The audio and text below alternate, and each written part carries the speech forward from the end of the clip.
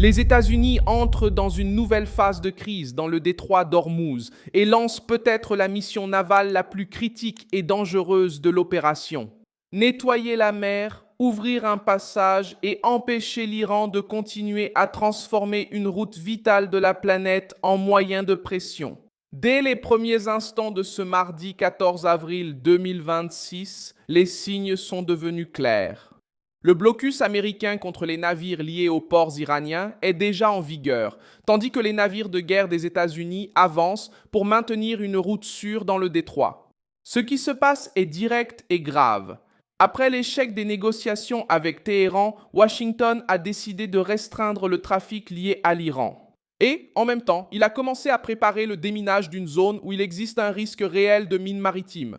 Au centre de tout cela se trouve la ligne maritime des États-Unis, la garde révolutionnaire d'Iran, des compagnies de navigation et toutes les nations qui dépendent de ce passage. Où? Dans le détroit d'Ormuz, le goulet d'étranglement maritime le plus sensible de la planète pour le pétrole et le gaz. Et pourquoi cela est-il si important? Parce que ce bras de mer a représenté, en 2024 et au début de 2025, plus d'un quart du commerce maritime mondial de pétrole et environ 20% de la consommation mondiale de pétrole et de ses dérivés.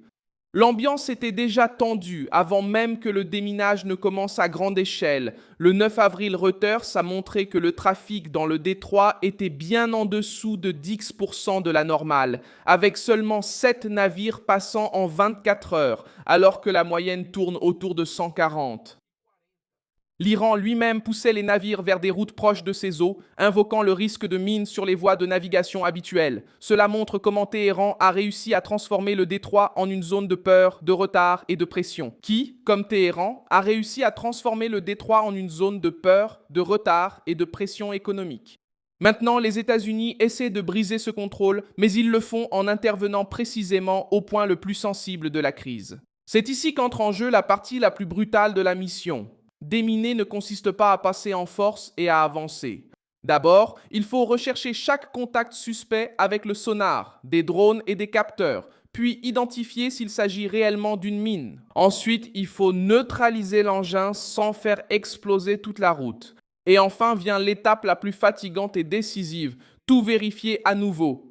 Parce que dans une opération comme celle-ci, il ne suffit pas d'éliminer une partie du danger, il faut prouver que le chemin est vraiment dégagé. Voilà comment se déroule la mission. C'est un travail lent, répétitif et extrêmement vulnérable, parce que tout navire ou système qui opère lentement pour chasser les mines devient une cible facile dans des eaux étroites et contestées. Les derniers rapports indiquent que 2 destroyers américains ont traversé le détroit d'Ormuz pour aider à établir une nouvelle route pour les navires marchands. Mais il y a un détail explosif. Un destroyer n'est pas un chasseur de mines.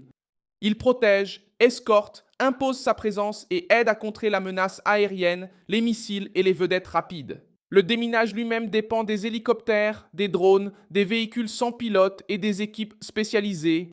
Autrement dit, les États-Unis progressent, mais ils avancent avec une mission qui exige une précision chirurgicale, sous une pression maximale. Et la situation devient encore plus grave lorsqu'on regarde les moyens disponibles. Les 4 anciens chasseurs de mines de la classe Avenger qui étaient stationnés à Bahreïn ont été retirés en 2025 et remplacés par 3 navires de la classe Independence équipés d'un ensemble de contre-mesures contre les mines. Le problème, c'est que cette transition suscite encore des doutes. Des reportages basés sur l'évaluation de l'organisme de test du Pentagone indiquent qu'il n'a pas été possible de déterminer de manière concluante l'efficacité opérationnelle de ces navires, avec ce paquet faute de données suffisantes. De plus, le MH-53E, l'un des hélicoptères historiques de cette mission, est en train d'être retiré du service et il n'en reste plus que 28 en opération.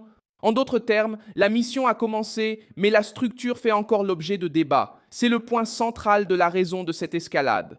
Les États-Unis n'essaient pas seulement de défendre des navires, ils essaient d'arracher à l'Iran la capacité de contrôler le rythme de la navigation. À Ormuz, le message est simple. Le passage international ne peut pas devenir un péage politique ni un couloir contrôlé par l'intimidation de la garde révolutionnaire.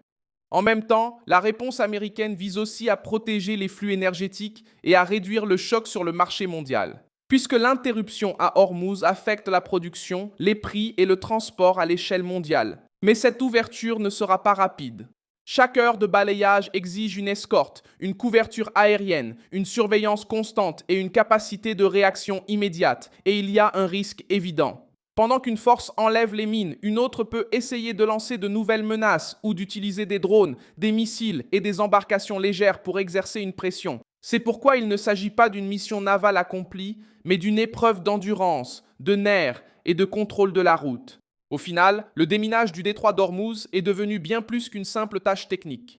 Elle est devenue l'épreuve la plus difficile de la capacité des États-Unis à imposer le passage, à soutenir le commerce et à faire face à une menace hybride dans l'un des points les plus stratégiques du monde.